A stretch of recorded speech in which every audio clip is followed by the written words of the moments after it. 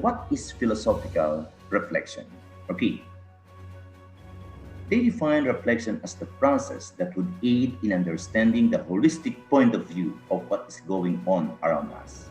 So, if we are thinking deeply, if we are pondering deeply, and considering all aspects of this object or problem, we are considering the holistic point of view of this thing that happens around us.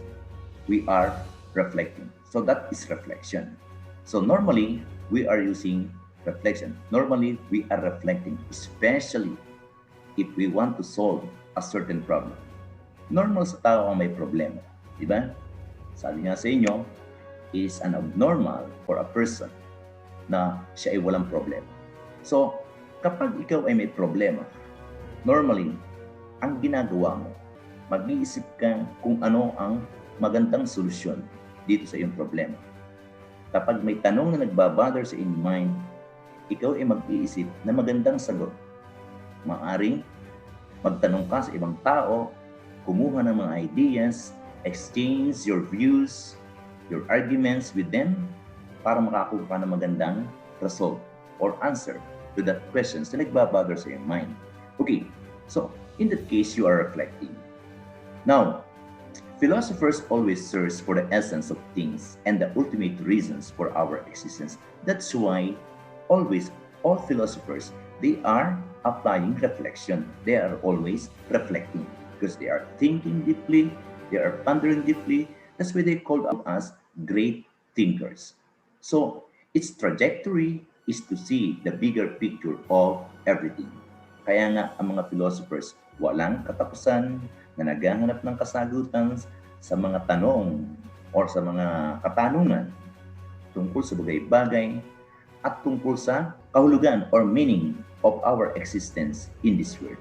So when you are doing this, when the philosophers are searching for the essence of things and the ultimate reasons for existence, and they consider all aspects of these things, what they are doing is they are applying this so-called philosophical reflection. So in short, philosophical reflection is always used not only in philosophy, but in all disciplines. So in research, in science, in sociology, in economics. So, kapag ang mga researchers, kapag ang mga sociologists, ang economists, when they are analyzing this particular problem, for example, sa ekonomiya, kung paano babangon ang ating ekonomiya sa gitna nitong nangyaring pandemic, they will consider all aspects of this thing. They are philosophically reflecting with this particular issue. So they are applying holistic approach. So when we are applying philosophical reflection, we are applying holistic approach. What are the types of philosophical reflection? So there are two types. We have the primary reflection and the secondary reflection. Okay, let's differentiate. Primary reflection, this is the ability of the mind to construct and evaluate arguments. It examines its object by abstraction or by thinking deeply, by analyzation or by analytically breaking it down into its constituent parts. It is concerned with definitions, essences, and technical solutions to the problem. So in short, if we are reflecting class and what we are doing is we are breaking down this particular problem, this particular object or system into its component parts or into its constituent parts. What we are doing is we are doing or applying the so-called primary reflection. Okay, in short, primary reflection applies the so-called analytic approach. So, yan sinasabi ko na.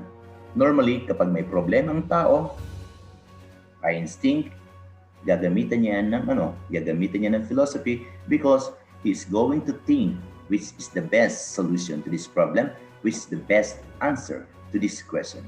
So, when you are analyzing the problem, the object, the system into its component parts, you are applying analytic approach. So, in primary reflection, we are applying analytic approach. Okay, now, but if you are going to solve the problem by considering all aspects related to this object, related to the system, or related to this problem, we are applying secondary reflection.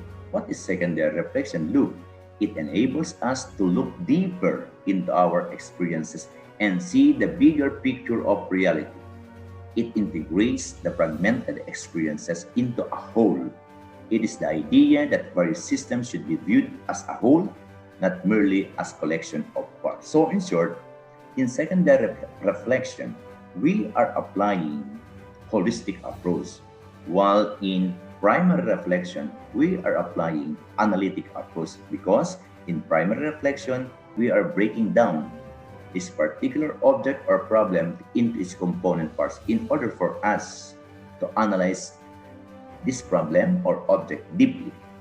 But in secondary reflection, we are considering all other aspects of related to this problem.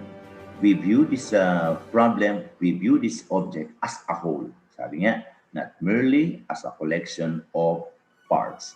So those are the two types of philosophical reflection.